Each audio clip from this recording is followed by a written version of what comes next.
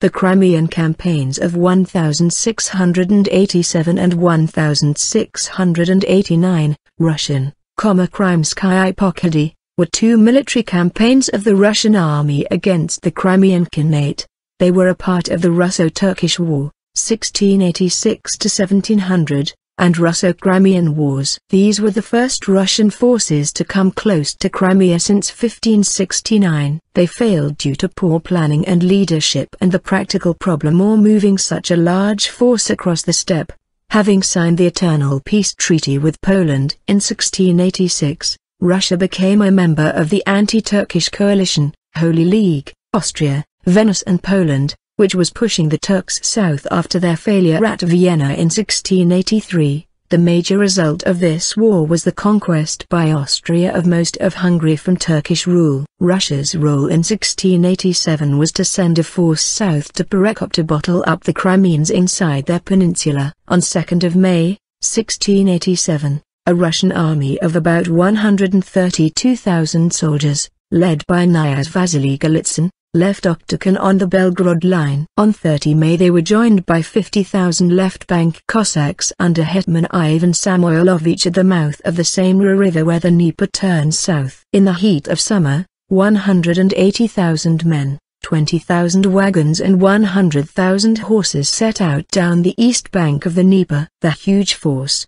which started too late and was perhaps not well organized, could only travel about 10 kilometers per day. When the Russians reached the Krymskiye Vody River on the west-flowing part of the Dnieper, they found that the Tatars had set fire to the steppe. They had planned to use steppe grass to feed their horses. After a few days of marching over burnt land, their horses were exhausted, they were short of water and 130 miles from their goal at Perekop. However, Golitsyn built a fortress at Novobogroditsko at the junction of the Dnieper and the Samara. On 17 June they decided to turn back. Ivan Samoilovich was made a scapegoat and replaced by Ivan Mazepa. Second campaign. In February 1689, 112,000 Muscovite troops and 350 guns set out. On 20 April they were joined at Novobogroditsko by 30,000 Cossacks under Mazepa. They followed the 1687 route,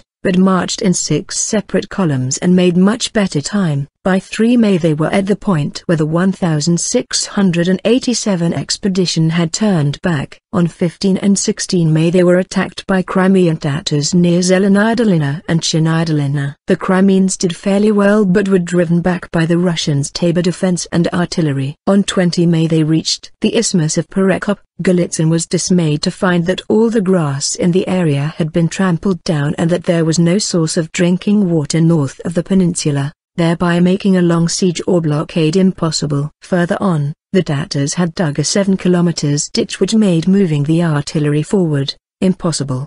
The next day, Golitsyn ordered his army to turn back. The Crimean campaigns of 1687 and 1689 diverted some of the Ottoman and Crimean forces in favor of Russia's allies. However, the Russian army didn't reach the goal of stabilizing Russia's southern borders. The unsuccessful outcome of these campaigns was one of the reasons the government of Sofia Alexievna collapsed.